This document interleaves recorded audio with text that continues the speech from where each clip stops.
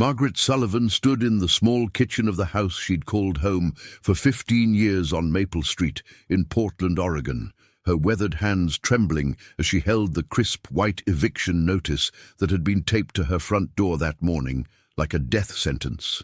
72 years old, living on a fixed Social Security income of $1,847 a month, paying $850 in rent for this tiny two-bedroom house with the leaky roof and the creaky floors that she'd learned to love despite its imperfections. This was her sanctuary, her safe place, the only stability she'd known since her husband Henry died 9 years ago, leaving her alone in a world that seemed increasingly designed for younger, wealthier people.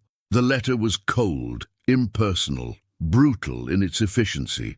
Dear Miss Sullivan, as the new owner of the property located at 847 Maple Street, I am exercising my right to terminate your month-to-month lease agreement.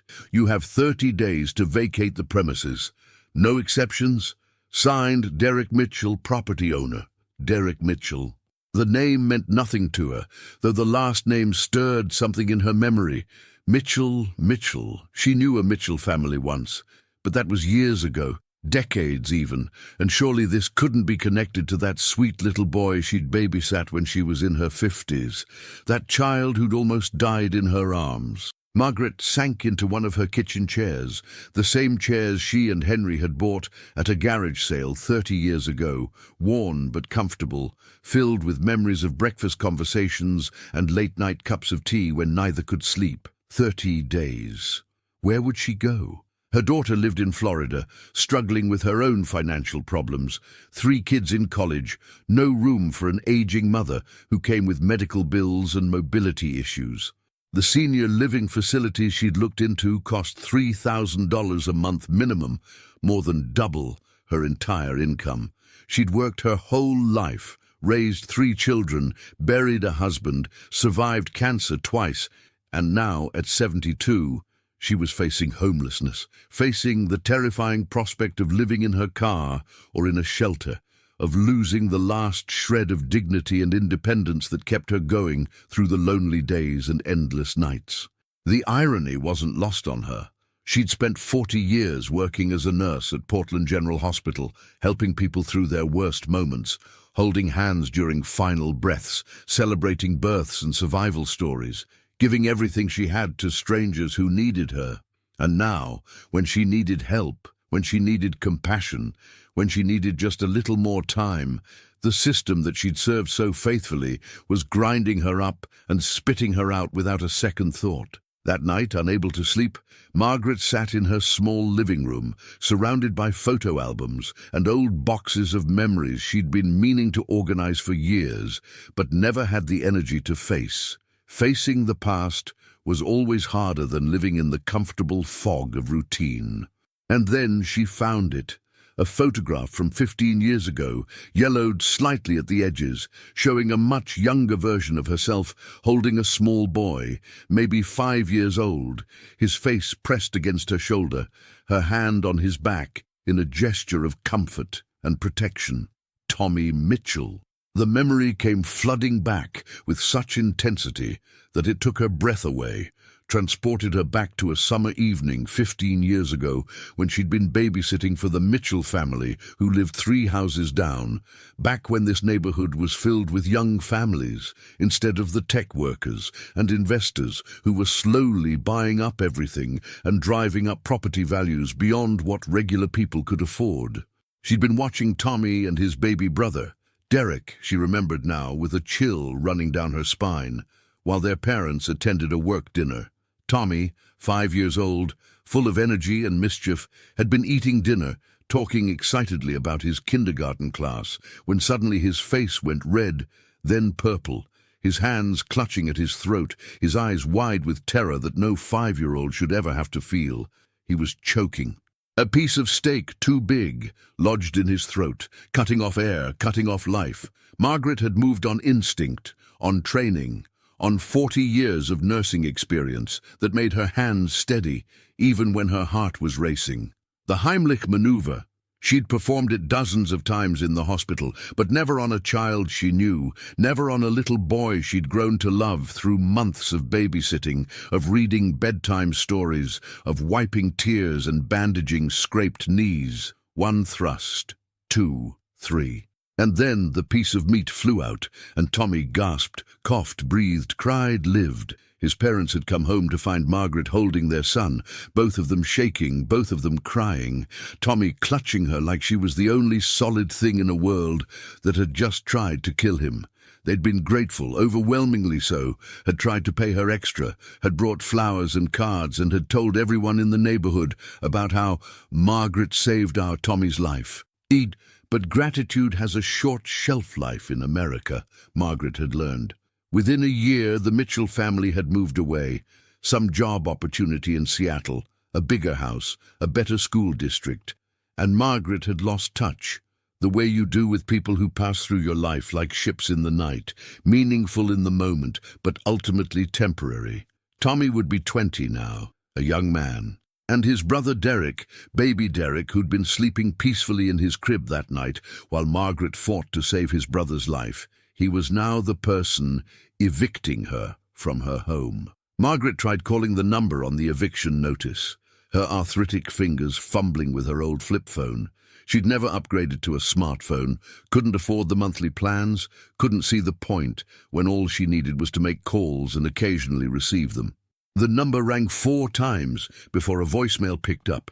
Cold, impersonal, exactly what she'd expected. "You've reached Derek Mitchell of Mitchell Property Investments. Leave a message." She left 3 messages over 3 days. None were returned. She tried showing up at the address listed on the letterhead, a sleek office building in downtown Portland that made her feel small and out of place in her worn coat and sensible shoes, surrounded by young professionals in expensive suits, talking loudly into wireless earbuds about deals and properties and investments, treating housing like a commodity instead of what it was: shelter, safety, home. The receptionist was polite but firm. "Mr. Mitchell doesn't take walk-in appointments. You need to schedule through the website." "I don't have a computer," Margaret admitted, feeling the shame of it, feeling old and obsolete and invisible. "I just need 5 minutes to talk to him about—" "I'm sorry, ma'am, company policy."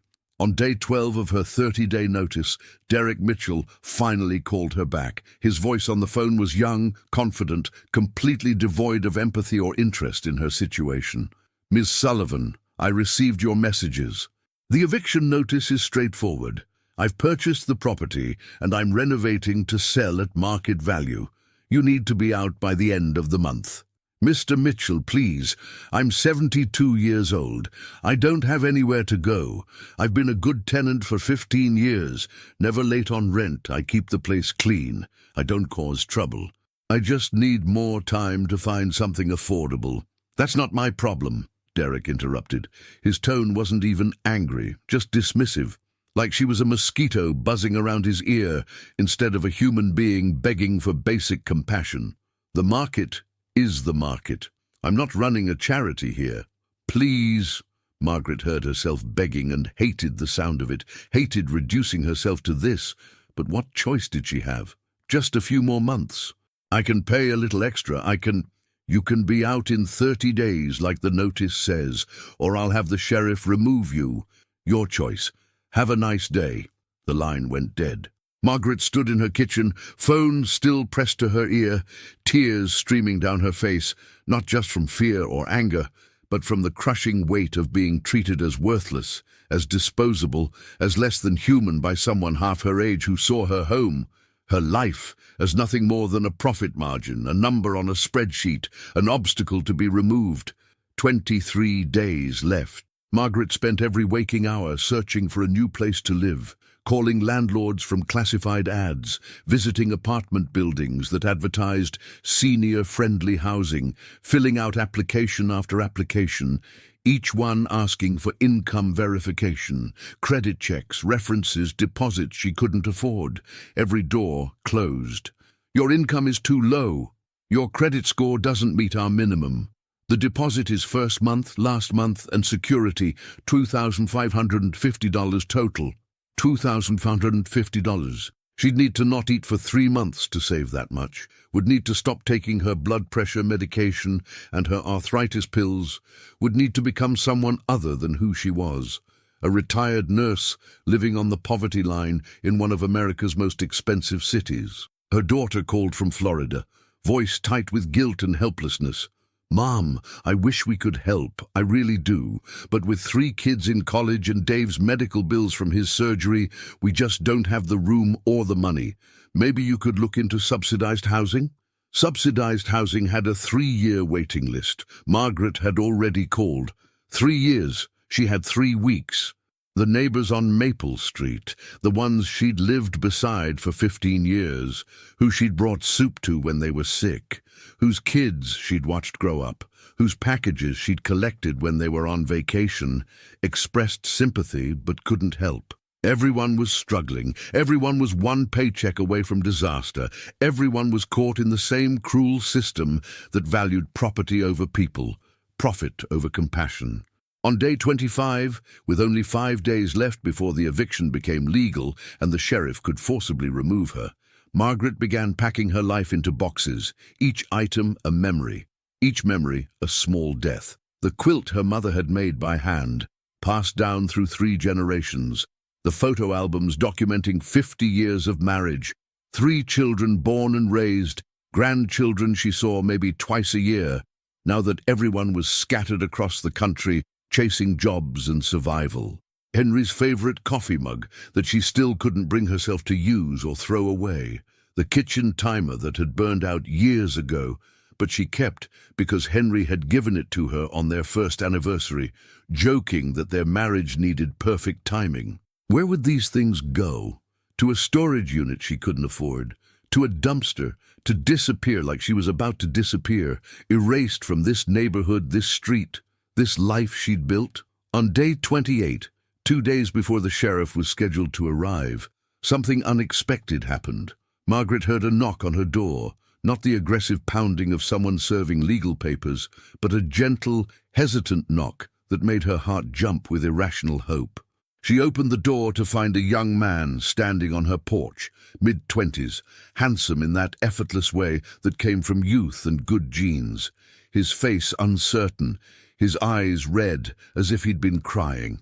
For a moment, Margaret didn't recognize him. It had been 15 years. He'd been a child then, barely more than a baby, but something in his eyes, something in the shape of his face, triggered the memory. "Tommy," she whispered. "Mrs. Sullivan," his voice broke on her name, and suddenly he wasn't a confident young man anymore, but a scared little boy. The same boy who'd clutched her after she'd saved his life, who'd whispered, "Thank you," over and over while his parents called 911 just to be safe. "I just found out what Derek did. I didn't know. I swear to God, I didn't know." He was crying openly now, this grown man standing on her porch, and Margaret's nursing instincts, 40 years of comforting people in crisis, kicked in automatically. "Come in, sweetheart. Come in." They sat in her small living room, surrounded by half-packed boxes, and Tommy told her everything. He'd been living in Seattle, working as a teacher, barely keeping in touch with his younger brother, who'd gone into real estate investment after college, who'd become obsessed with making money, with building a property empire, with proving something to someone, their father maybe, or himself, or the world. "I came to Portland for the weekend, stopped by his office to say hi," Tommy explained. His hands were shaking as he spoke. "I saw your address on some paperwork on his desk. 847 Maple Street. I remembered that address. I remember everything about that night, Mrs. Sullivan. I remember choking, remember not being able to breathe, remember thinking I was going to die. And I remember your face, remember you saving my life." His voice cracked. "I asked Derek about the property. He was so casual about it, said he'd bought this dump for cheap, was going to flip it for 3 times what he paid, just needed to evict the old lady living there. I asked him who the old lady was. He didn't even know your name. He'd never bothered to learn your name." Tommy stood up, pacing now, angry in a way that reminded Margaret of his father. "I told him who you were. Told him you were the woman who saved my life when I was 5. You know what he said? He said, "That's nice, but business is business. I'm not giving up a $200,000 profit because she babysat us once. Babysat us once. Like you were nothing. Like what you did was nothing." "Tommy," Margaret said gently, "it's okay. You don't have to—" "It's not okay!" Tommy's shout startled her, startled himself. He sat back down, lowered his voice. "I'm sorry, I'm so sorry for what he's doing, for what our whole generation is doing, treating housing like investment opportunities, treating people like obstacles, caring more about property values than human values." He pulled out his phone, made a call. "Derek, it's me. We need to talk. Now, at Mrs. Sullivan's house." "Yes, the old lady you're evicting. Her name is Margaret Sullivan, and she saved my life. You're coming here right now, or I swear to God, I'm calling Mom and Dad and telling them exactly what kind of person you've become." Derek Mitchell arrived 30 minutes later, driving a Tesla that cost more than Margaret had made in 5 years of nursing, wearing a suit that probably cost more than her monthly rent. He walked into her house with the confidence of someone who'd never been told no, who'd never faced real consequences, who'd grown up in the same comfortable upper-middle-class home as Tommy, but had somehow developed none of his brother's empathy or conscience. "Tommy, this is ridiculous," Derek started before even acknowledging Margaret's presence. "This is a business transaction. You can't guilt-trip me into—" "She saved my life," Tommy interrupted. His voice was quiet but carried the weight of absolute conviction. "When I was 5 years old, I was choking to death in this house, and this woman you're throwing out like garbage, saved my life. Do you understand what that means?" "That's unfortunate timing," Derek said, and Margaret felt her blood run cold at the casual cruelty of it, at the way he could acknowledge her act while simultaneously dismissing its significance. "But I bought this property legally. I have rights. She's month to month. I gave proper notice."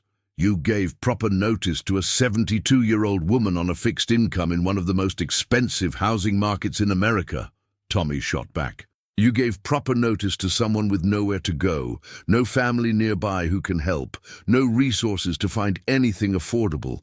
You're not exercising your rights, Derek. You're using the law as a weapon against someone vulnerable. There's a difference." Derek's jaw tightened. "So what do you want me to do? Give up $200,000 because she did something nice 15 years ago? That's not how the world works, Tommy. That's not how business works. You're a teacher. You wouldn't understand."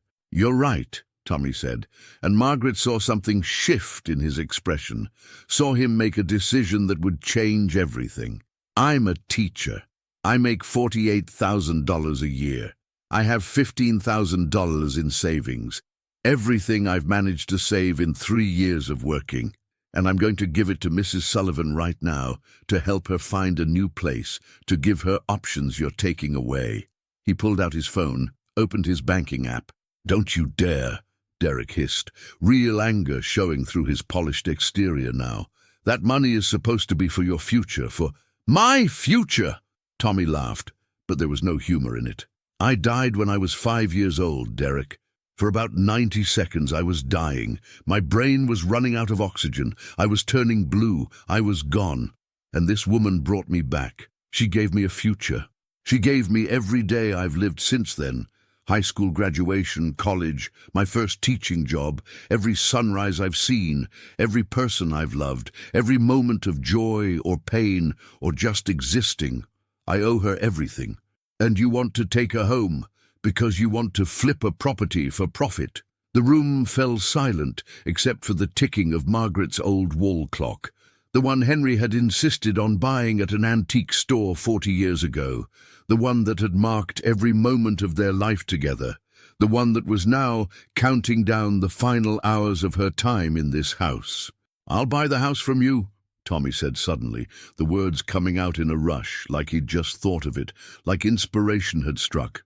"You paid, what, $150,000 for it? I'll give you $165,000. That's $15,000 profit for doing literally nothing, and Mrs. Sullivan stays." Derek stared at his brother like he'd grown a second head. "You don't have $165,000. You just said you have $15,000 in savings." I'll get a loan. I'll figure it out. Teachers can get mortgages. On a $48,000 salary? For a house you won't even live in? No bank will approve that, Tommy. Be realistic." Margaret found her voice, which had been frozen in her throat. "Boys, please, you don't need to fight over this. Tommy, you're sweet, but you can't sacrifice your savings, your future for me. I'll figure something out. I always do." But Tommy wasn't listening. He was staring at his brother with an expression Margaret recognized from her nursing days. The look someone gets when they finally see another person clearly, when the scales fall from their eyes and they understand exactly who they're dealing with. "You know what the saddest part is, Derek? It's not even that you're evicting Mrs. Sullivan. It's that you don't care. You looked into her situation. You know she's elderly and poor and has nowhere to go, and it doesn't matter to you. The numbers matter, the profit matters, but she doesn't." Derek's face flushed. "Don't you dare judge me. I worked my ass off to build my business. I took risks. I studied the market. I made smart investments while you were playing Mr. Rogers with kindergartners. I'm successful because I don't let emotions cloud my judgment. That's not cruelty, Tommy. That's capitalism." "No!" Margaret spoke up, her voice stronger now, surprising even herself. "That's not capitalism. That's cruelty wearing capitalism's clothes. Real business, ethical business, doesn't require you to destroy people. My husband owned a small construction company for 30 years. He made a good living. He competed fairly. He paid his workers well. And he never, not once, had to throw an elderly woman out of her home to make a profit. What you're doing isn't smart business, Mr. Mitchell. It's just mean." Derek turned to her, really looked at her for the first time since entering her house. And for just a moment, Margaret saw something flicker across his face. Shame, maybe, or recognition, or the faintest glimmer of the child he'd been before life and ambition had hardened him into this. "I'm calling Mom and Dad," Tommy said, pulling out his phone again. "Right now. They should know what their son has become." "Don't," Derek said quickly, and Margaret realized with a start that he was afraid. Not of losing the deal, but of losing his parents' respect, of having them see him the way Tommy now saw him. "Fine, fine. She can stay." "For how long?" Tommy pressed. "Another month, 6 months, until you decide you want to flip it after all." Derek was silent, trapped, backed into a corner by his brother's moral clarity and his own carefully constructed image of himself as a good person who just happened to be doing a bad thing. "What do you want from me, Tommy? What would make this right in your eyes?" Tommy took a deep breath, and Margaret saw him calculating, strategizing, using every bit of the negotiation skills he'd learned from growing up with a lawyer father and an accountant mother. "Here's what's going to happen. You're going to sell this house to Mrs. Sullivan for exactly what you paid for it, $150,000. She can't afford that, obviously, but I'm going to help her. I'll take out a loan. I'll co-sign, whatever it takes, and you're going to eat the realtor fees, the inspection costs, all of it. Your profit is zero. Your lesson in human decency is priceless." "That's insane," Derek sputtered. "I'm not just going to—" "Or," Tommy continued, his voice getting harder, "I call Mom and Dad right now. I tell them what you're doing. I send them the eviction notice. I explain to them that the woman who saved their firstborn son's life is being thrown out on the street by their youngest son. And then I call every local news station in Portland, because you know what? This is exactly the kind of story they love. Heartless real estate investor evicts elderly woman who once saved his brother's life. How do you think that plays for your business reputation, Derek?" Derek's face went white. "You wouldn't. Try me." Margaret watched this unfold, feeling like she was watching a movie, like this couldn't possibly be her life, couldn't possibly be happening in her small living room, surrounded by her packed boxes and her 40 years of memories. "There's another option," she heard herself say, and both brothers turned to look at her. What if I just kept paying rent? The amount I've been paying, $850 a month, but instead of paying a landlord, I pay Mr. Derek here. It would be like a rent-to-own situation. Over time, the house becomes mine. He gets his money back, I get to stay. Everyone wins. Derek seized on this immediately, seeing an exit strategy that didn't make him look completely heartless. That could work. $850 a month, that's $10,200 a year. In 15 years, you'd have paid $153,000, which covers what I paid plus a small profit. That's fair. She's 72 years old, Tommy said flatly. You're proposing she pay you for 15 years. She'd be 87, assuming she lives that long. You're literally betting on her dying before she owns her own home. The cruelty of it hung in the air, undeniable. Margaret felt something inside her break. Not her spirit, which had survived worse, but her last shred of hope that this would somehow work out, that there was a solution that didn't require her to sacrifice what little pride and independence she had left. I'll figure something out, she whispered. I always do. But Tommy was shaking his head, was pulling out his phone, was actually calling their parents, was done negotiating with someone who apparently had no bottom limit to his selfishness. Tommy, wait, Derek said, panic creeping into his voice now. Real panic, the kind that comes when someone realizes they're about to face actual consequences for their actions. Just wait, let me think. Desi. He paced the small living room, and Margaret could see him calculating, weighing options, trying to find a way out that didn't cost him money or reputation. And then, surprisingly, he stopped pacing, sank into one of her old chairs, and put his head in his hands. I'm not a bad person, Derek said to no one in particular, his voice muffled by his hands. I work hard. I follow the rules. I'm just trying to build something, to be successful, to prove that I can make it in a tough industry. When did that make me the villain? When you stopped seeing people as people, Margaret said gently, her nursing instincts kicking in again, recognizing someone in crisis even when that someone was causing her crisis. When you started seeing them as obstacles or opportunities, instead of human beings with stories and feelings and needs. Derek looked up at her, really looked at her, and she saw him clearly for the first time, not a monster, not even particularly cruel, just a young man who'd gotten lost somewhere along the way, who'd absorbed all the wrong lessons about what success means, who'd built his entire identity around profit margins and property values and had forgotten somewhere in there to build a soul. Tell me what happened that night, Derek said quietly. When you saved Tommy. I was just a baby, I don't remember. But tell me what happened. So Margaret told him about 5-year-old Tommy, full of life and energy, talking excitedly about his day at kindergarten. Told him about the moment everything changed, the terror in Tommy's eyes, the way his face turned purple, the way time seemed to slow down and speed up simultaneously. Told him about the Heimlich maneuver, about the piece of meat flying out, about Tommy's first gasping breath that sounded like the most beautiful music she'd ever heard. Your parents came home, Margaret continued, and your mother was crying, holding Tommy, and your father was shaking, trying to process how close they'd come to losing their son. And you, baby Derek, maybe a year old, you woke up from all the commotion and started crying. And I remember thinking, this is what life is. It's fragile, it's precious. It's these moments where we choose to help each other or we don't, where we choose to be kind or we choose to be cruel. And the choice we make matters. Derek was crying now, really crying, tears streaming down his face in a way that suggested he hadn't cried in years, had maybe forgotten how. I became exactly what I swore I wouldn't become, he said. My dad, he was a lawyer, worked for a big firm, made lots of money but was never home. I hated growing up with a father who cared more about billable hours than being at my soccer games. And I looked at my life, at my business, and I realized I'm him.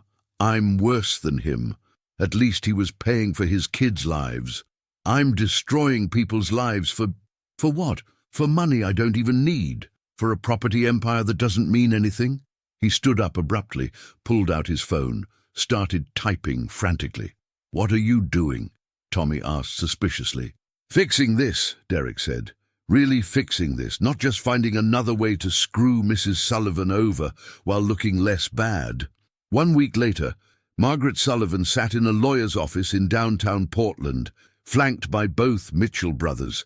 signing papers she could barely believe were real. The house on Maple Street, her house, was being transferred to her name. Free and clear. No mortgage, no rent-to-own arrangement, no strings attached. Derek had done exactly what Tommy demanded, and then some. He'd had the house inspected and paid for necessary repairs, the leaky roof fixed, the old furnace replaced, new windows installed. He'd established a small trust fund that would cover her property taxes and insurance for the next 20 years. And he'd done it all quietly, without publicity, without trying to turn his good deed into a PR opportunity. "Why?" Margaret had asked him when he first presented the plan. "Why are you doing this now?" Derek had thought for a long moment before answering. "Because Tommy was right. I did die that night in a way. The kid I was, the kid who cared about things other than money, he died somewhere along the way, and you brought him back. Not physically like you brought Tommy back, but you held up a mirror and made me see what I'd become. That's worth more than $150,000. That's worth everything."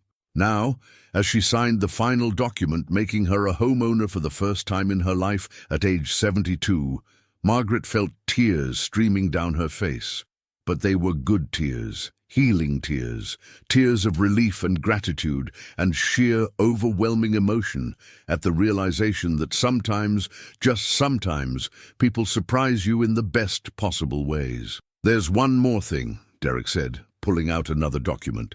"I've been thinking a lot this past week about my business, about what I'm doing with my life.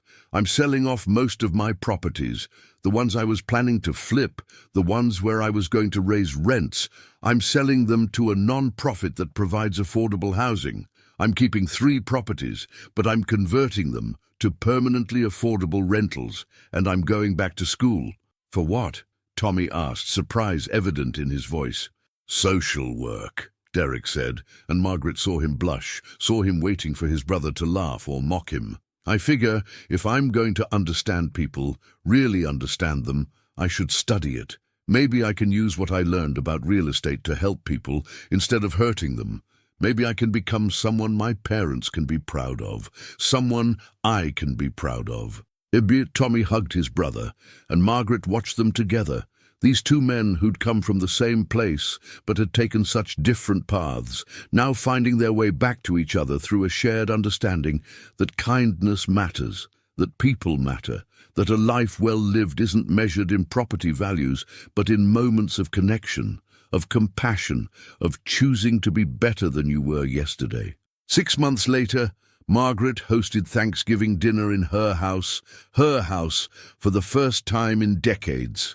Her daughter had flown in from Florida with the grandkids. Tommy brought his girlfriend, a fellow teacher he'd met at a conference. Derek came with their parents, who spent the entire evening thanking Margaret for saving Tommy's life 35 years ago and for saving Derek's soul now. "To second chances," Derek toasted, raising his glass, "and to the woman who gave them to both of us." Margaret looked around her dining room table, the same table where she and Henry had shared thousands of meals, where they'd raised their children, where life had happened in all its messy, beautiful complexity, and felt something she hadn't felt in years, complete, absolute peace. She'd saved Tommy's life when he was 5 years old with a simple act of knowledge and courage. And he, in turn, had saved hers, not with the Heimlich maneuver, but with something equally powerful, the refusal to let cruelty win, the insistence that people matter more than profit, the simple, radical act of giving a damn about someone other than yourself. The house on Maple Street stood solid and warm against the November cold, its lights glowing in the darkness, a beacon of what's possible when we choose love over indifference, when we choose connection over isolation, when we remember that we're all just walking each other home through this brief, precious life, and the kindness we show along the way is the only thing that really matters, the only thing that lasts, the only thing that makes us human in a world that too often tries to convince us that humanity is a weakness rather than our greatest strength. If this story touched your heart, there are many more waiting for you. Subscribe now and don't miss the next emotional journey.